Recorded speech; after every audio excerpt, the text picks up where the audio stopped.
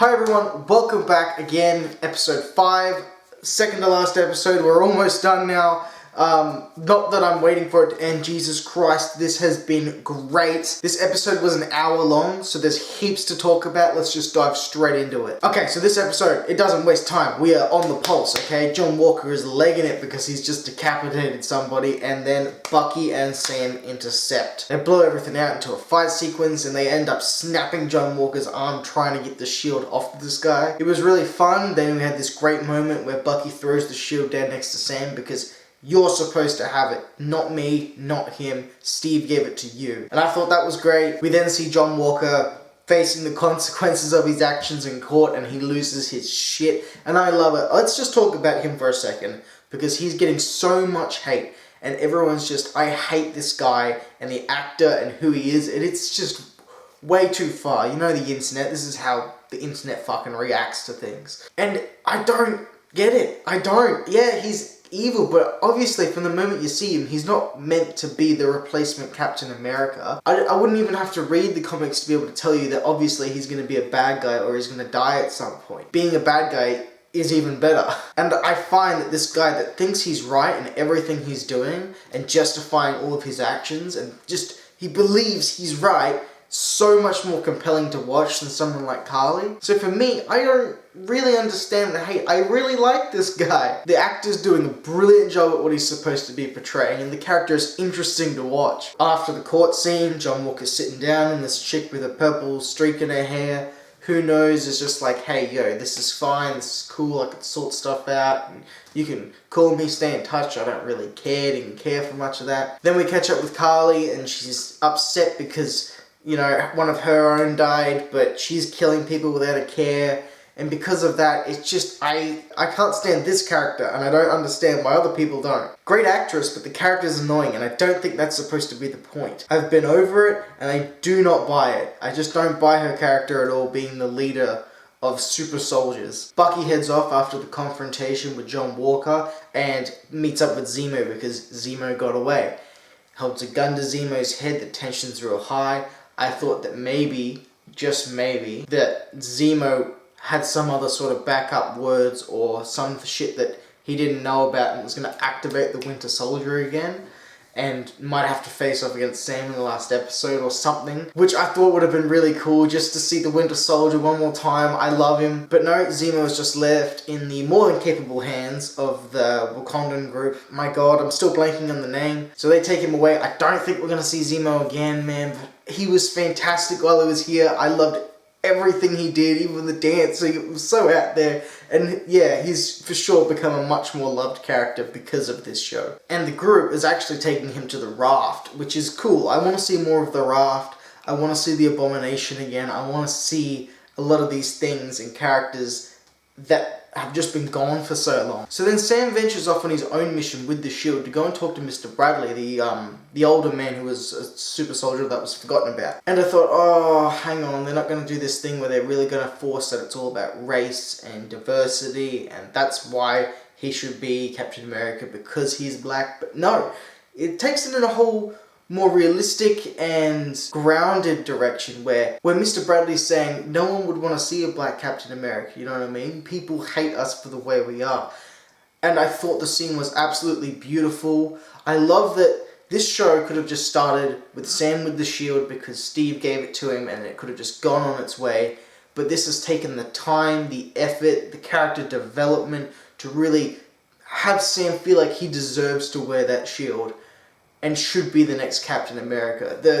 The way the world is, I mean, we wouldn't have a choice to complain about a black Captain America because some people give a shit about race. But they've gone the extra length, and I love this character, man. I cannot wait to see Sam embracing it, and we're gonna get there, but I'll talk about it in a sec. There's this one line that Mr. Bradley said that, just before I move on, I really want to talk about. He said, no self-respecting black man would want to be Captain America. And it was just, the scene's brilliant. I just love it. Okay, you've heard me gush about it. I think it was really good. I'll keep going because there's a lot to talk about. We then get a lot of chemistry between Sam and Bucky, a bit more time with that. Takes it back to what it was like with episode 1, just the slower tones, more character development. We get some more fun banter between the two of them trying to fix up this boat. And then we get to see Walker again. And this is, again, another reason that I find this guy really compelling to watch. Because he goes and visits the family of his dead partner now. And is saying, I'm sorry, and this is why I killed him. You know, he deserved it. And he's just so, with what he's seeing, really believes that he is right and that he's doing the right thing. And it's so compelling. I don't understand why people hate him so much.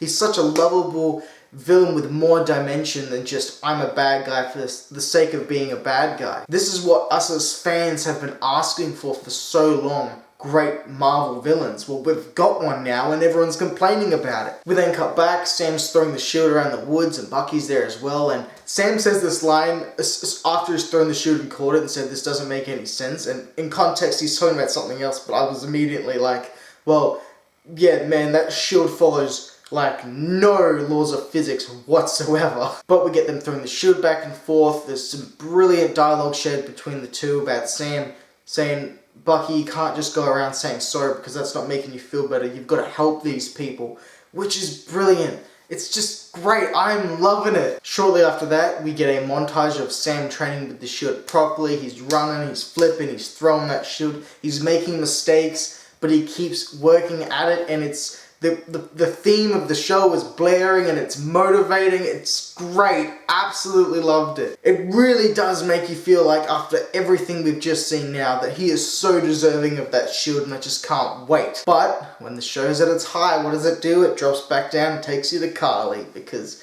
we care about Carly and watching her story so much. She's there with the guy from the start of the Winter Soldier. I can't remember if he was in it already. I kind of blanked on it all. But he's here, and then Carly activates her John Wick 2 vibes, where at the end of the film all these people are in on it and they're secretly part of her army, and I'm just going, But no, we don't want that. Cut back to the good stuff. We cut back to Sam with what I believe is his version of the Captain America suit, the costume, probably straight from the comics. I hope it is, and not just Captain America's old uniform or something. And I doubt that Marvel would do that. They're going to make it what it's supposed to be, and I cannot wait. Hopefully it's this mix between comic accuracy and darker colors and realism and practicality. Really, really looking forward to seeing it. Very pumped up. Episode ends there. We then get a short teaser of John Walker building his own shield, and I can't wait to see full evil Captain America. It's gonna be brilliant. I'm really pumped for it. I hope there's a lot of payoff with John Walker's character, probably imprisoned. I don't want to see this guy dead because I want him to return. Zemo, don't think we're going to see him again. I think it's mostly going to be in New York, this battle between Falcon and Winter Soldier versus Carly, and then maybe have the second Captain America show up and skew whatever moral ground they were trying to build with Carly. Can't wait. Fantastic episode. Slowed right down, took it back to its roots that it did with episode 1, with just a lot of character development. I don't know if it's because I'm getting fatigued with the same explosions and fights I've seen a billion times, but I'm enjoying just the time that these characters are spending together and growing as people much more than I am the mindless punches. Great episode. Really looking forward to the finale next week. I hope you stick around with me. This is going to be great. If you're new here and you want to stick around and see my thoughts on the finale, make sure you subscribe, like the video. It helps with the algorithm and all that stuff. If you've made it all the way through to the end of the video, you're a bloody legend, and hopefully I can see you next time. Bye guys.